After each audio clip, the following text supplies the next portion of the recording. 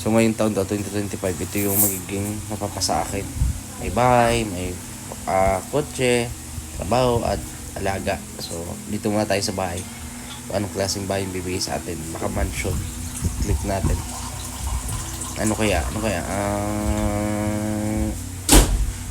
klaseng bahay yan?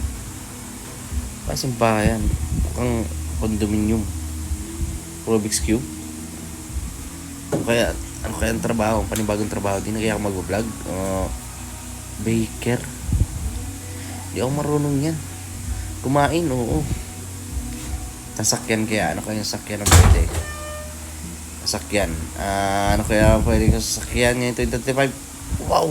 Sports car. Ayos ah. Sa pet naman. Ano kaya? Kaya ko yung mag-alaga nun. Yung pet. Ibayin natin pili tayo. Ano kaya yung pet? Yung bahay kakaiba eh. Daga. Baka naman umahong sa bahay. Okay